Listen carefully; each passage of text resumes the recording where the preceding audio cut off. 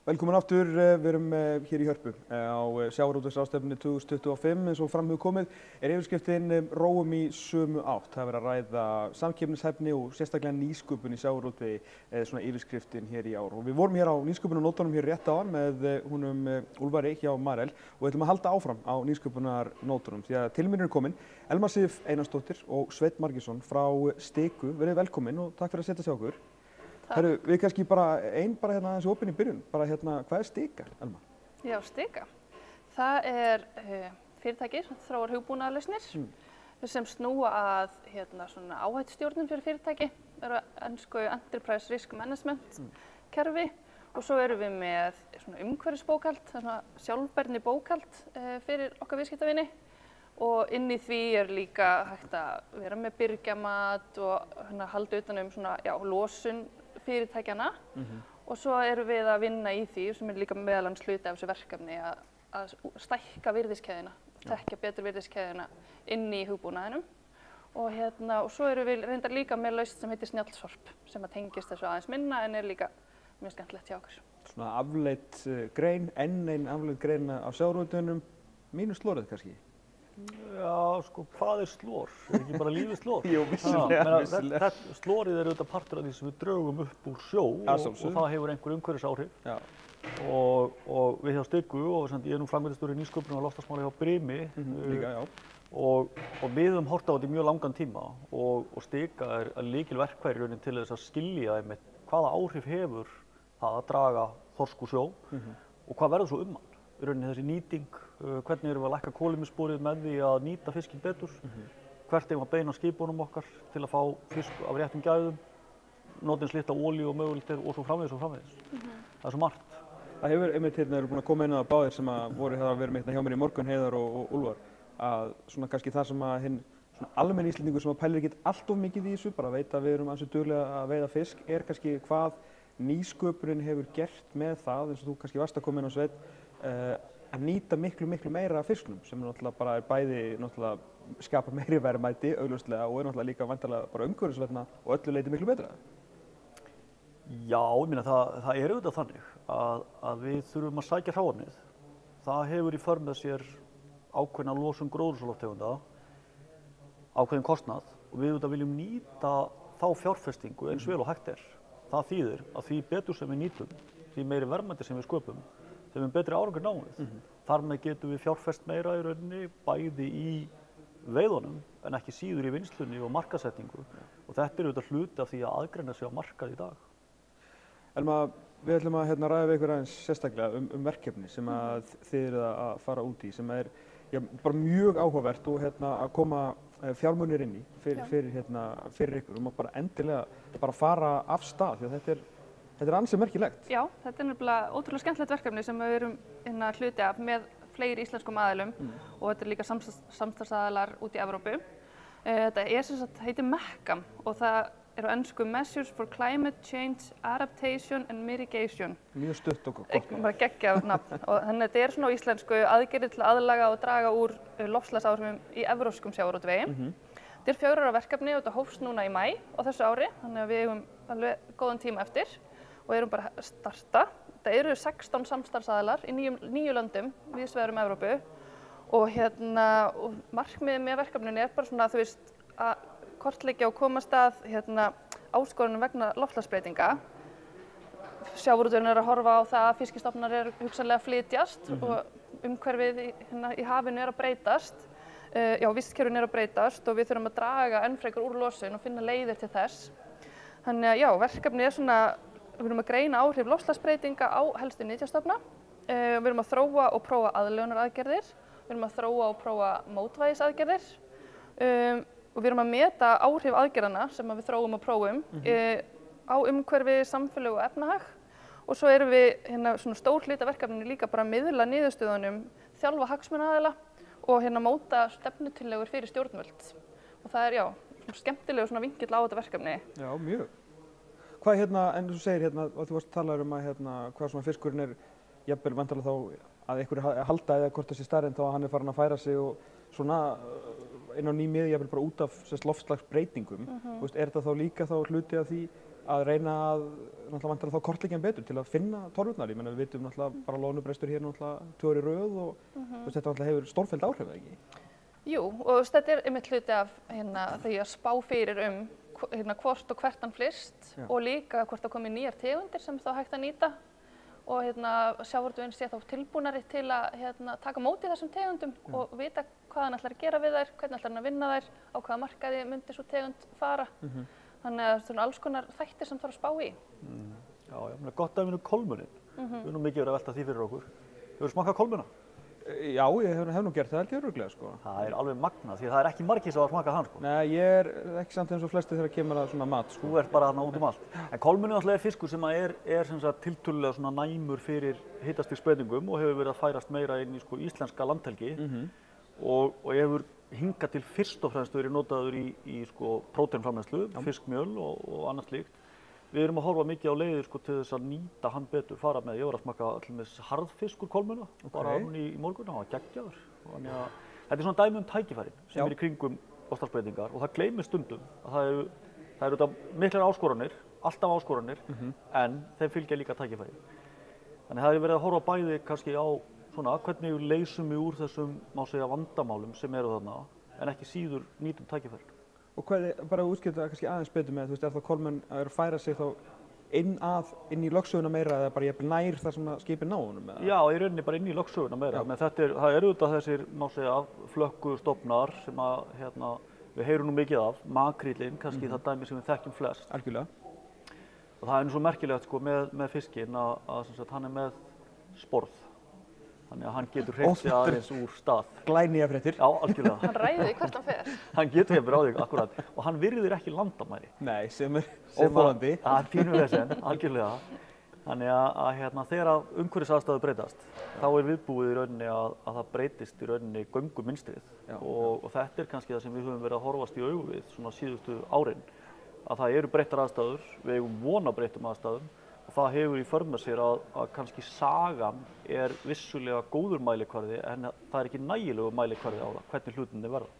Þetta alveg ótrúlega áhugavert í ljósið bara hvað sem við vorum að tala við Úlfar hjá Marel, bara upp á svona hversu mikil nýsköpun á Íslandi því að í gamla daga var þetta svolítið bara að sleikja puttan og svo bara út og vona það besta sko, sem var náttúrulega bara það sem við erum byggð á, bara sem okkar bara algjörlega bara svona þjóðarstolt sko. En á nýjum tímum þarf nýjar aðgerðir og þá náttúrulega erum við komin og talandi enn og aftur þessa nýsköpun að þetta búið að færast yfir í þetta sem náttúrulega alveg frábært. Og þú varst að segja mér nú frá því að þetta líka bara komið með eitthvað kostar þetta og þið eru komið með styrk fyrir þessu, ekki? Já, við fengum sem sagt Evrópustyrk, kallaðist Horizon Europe og það koma, styrkir inn og þeir eru hugsaðir til þess að þróa þessar lausnir gegn aðlögunarbreytingum og svoleiðis. Og til dæmis þá eru lausnir og tækifæri sem er verið að þróa ákvörðunartæki fyrir sjómenn og stjórnendur til að bregðast við loftslagsbreytingum. Eins og Sveinn kom inn á, það þarf að sigla eftir fisknum og það þarf að vera betri ákvarðanir fyrir sjómenn hvert á að fara og hvar verðmætast fyrir mig að veiða fiskinn í dag upp á hvað ég fæ fyrir hann þegar hann er komin í land. Og svo eru nýjar gerðir veiðarfæra líka inn í þessu verkefni og stafrænar lausnir til að meta og draga úr umhverfisáhrifum og það er til dæmis það sem Stika kemur inn. Og svo eru í þessu verkefni, ég talaði áðan 16 samstarfsaðila og nokkur lönd og það eru 6 svona tilraunasvæði, case study í þessu verkefni og Ísland sem sagt eitt af þessum tilraunasvæðum og þar bara mjög mikilvægt svona samstarf atvinnulífs, rannsókna og þar ekki koma okkar samstarfsaðilar í verkefninu inn. Sveinn kannski meira með tölurnar, hvað styrkurinn var hár? Já, það má segja að styrkurinn í heildina 4 milljónir evra og síðan þá annað verkefni sem nátengt sem heitir Marine Guardian sem upp á 8 milljónir evra og verulega stór hluti af þessu fjármagni að fara til íslenskra aðila. Stika og Brim kannski ekki stærstu, má segja, móttekendur styrkfjárins en stofnanir eins og Hafrannsóknastofnun, Matís, Hampiðan hérna inni, Trackwell sem í kringum afladabækurnar að búa þær til og þróa. Þannig að þetta svona dálítið skemmtileg blanda verkefna sem þá með þetta, má segja, samtal og samstarf vísindasamfélagsins og fyrirtækja og á sama tíma bæði að tækla loftslagsbreytingar og svo eitthvað sem allir kannast við sem líffræðilegur fjölbreytileiki. Sem kannski ekki á, hvað maður segja, við ræðum þetta ekki oft í fermingarveislunum, en líffræðilegur... Talaðu fyrir sjálfa þig. Já, kannski nákvæmlega, akkurat. En sko, þetta svona ákveðið grundvallar hugtak sem hefur í raun og veru verið það sem sko, við höfum alltaf verið með augun á þessum bolta í samhengi kvótakerfisins og þá að vernda lífríkið, vernda aðstæður í kringum fiskistofnana. Því að sterkir fiskistofnar, eða ef maður byrjar bara sterk vistkerfi, gefa af sér sterka fiskistofna og sterkir fiskistofnar eru þá þannig að það tiltölulega auðvelt að veiða, ef maður segja mikið af fiski, á sjálfbæran hátt, það að segja, við erum ekki að ganga á stofnana og það þýðir þá á móti að við getum notað tiltölulega litla olíu eða litla orku til þess að sækja þessa stofna, eða að sækja aflann. Sér í lagi við vitum hvar hægt að finna fiskinn á hvaða tíma sem svo aftur tengt umhverfisaðstæðum. Þær eru breytilegar.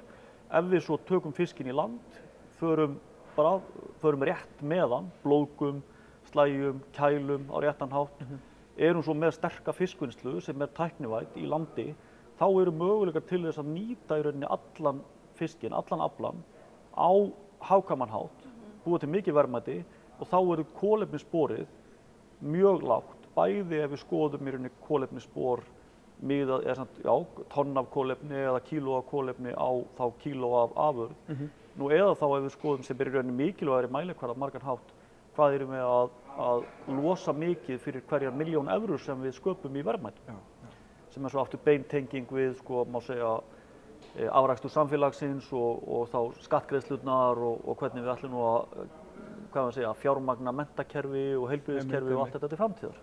Þannig að þetta svona smá hljómar eins og algjört bingolotto sko, ef þetta gengur upp, af því að við erum einhvern veginn, að íslenskur sjávarútvegur, við segjum alltaf, ábyrga fiskveiðar svona grundvöllurinn af því sem við höfum byggt hérna upp með Hafró og bara fyrirtækin og samfélagslega ábyrgð sjávarútvegsfyrirtækin okkar sko. Þannig að einhvern veginn að stuðla að loftslagsbreytingum og ef að við getum unnið gegn loftslagsbreytingum, eða með þeim, skulum við frekar segja, og það verður til meiri verðmætasköpunar, hljómar eins og algjört svona bara bingo í sal. Já, og svo líka eins og Sveinn búinn að koma inn á, þetta eru svona systurverkefni og þau eru styrkja hvort annað mikið og þegar við vinnum saman og erum að kljást við sömu vandamálin og viljum í báðum verkefnum þróa lausnir og eins og við sagði áðan, verkefnin eru bara nýhafin. Smekka er búið að vera síðan í maí, Marine Guardian var bara að byrja. Þannig að það talsvert eftir, en bara ótrúlega flott fólk sem ætlar að vinna saman að þessu og stefnan skýr. Við vitum hvað við þurfum að gera hverju ári til að ná markmiðum okkar í lokin. Þannig að já, þetta bara búið að vera mjög skemmtilegt. Hvernig kemur Stika inn í þetta? Er þetta nýtt fyrirtæki? Er þetta búið til í kringum þetta Mekkam? Stika spinnst í rauninni út úr umhverfisbókhaldi Brim. Já, ok. Þannig að þaðan kemur það. Okay. En áhættu hlutinn, það kemur til út af bara sameiningu fyrirtækja. Og Stika bara ungt fyrirtæki og við vinnum náið með Brim og þar af leiðandi erum við saman líka í þessu verkefni og já, það Skilið. Já. Þannig að þú ert svona, hvað að segja, begge með borðið náttúrulega hjá Brim og síðan í þessu verkefni, þannig að þú svona sér þetta raun og veru frá þeim sem hvernig þetta mun hagnast á fyrirtækinu Brim endilega, en líka djúpur í verkefninu sjálfu.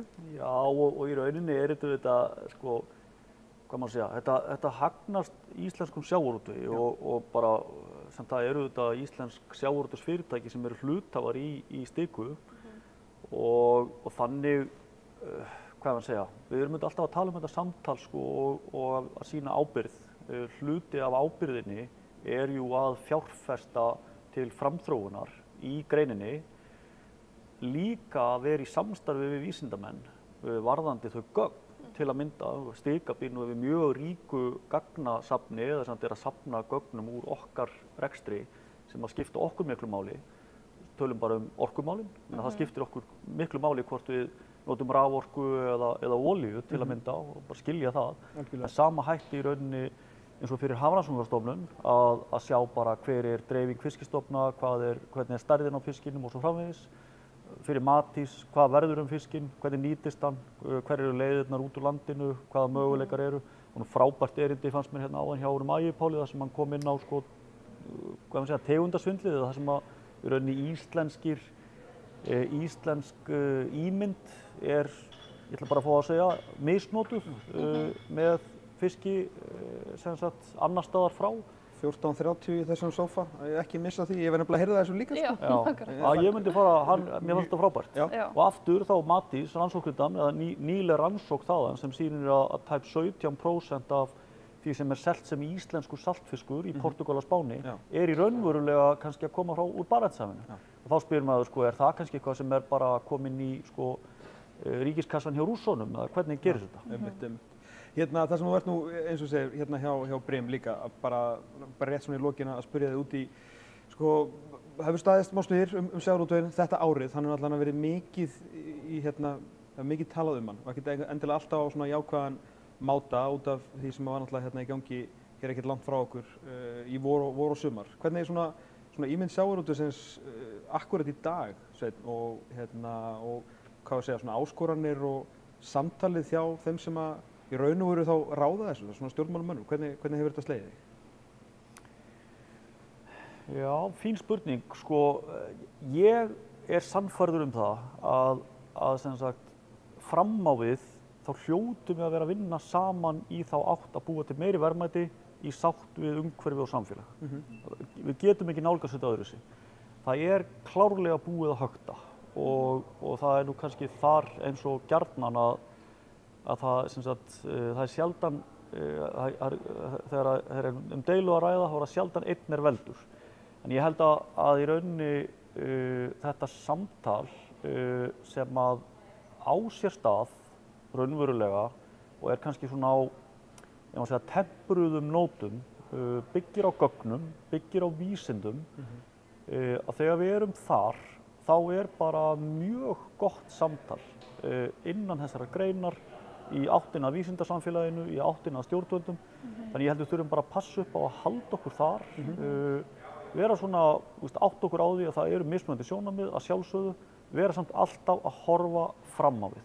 Við erum að horfa fram á við, búa til verðmæti, eins mikil verðmæti og mögulegt er hér á Íslandi og þá þannig að við séum að vinna með menntastofnunum og ég myndi gjarnan vilja sjá til dæmis sjávarútvegsráðherrann eða atvinnuvegaráðherrann hugsa, ok, hvernig get ég unnið í áttina í íslenskum háskólum? Hvernig bý ég til hvata með nýsköpunarráðherranum? Í þá veru að allir prófessorar byrji á því á mótana að hugsa, ok, hvernig ætla ég að vinna að því með sjávarútvegsfyrirtækjum eða rannsóknarstofnunum tengt sjávarútvegi að því að búa til meiri verðmæti á Íslandi. Þekkingarleg og efnahagsleg. Ég látum þetta vera frábær lokaorð. Elmar Sif, Sveinn, takk kærlega fyrir komuna, frábært að fá okkur. Við ætlum að halda hér áfram á hálfa tímanum og þá ætlum við að fara í stjórnmálin næst. Takk fyrir.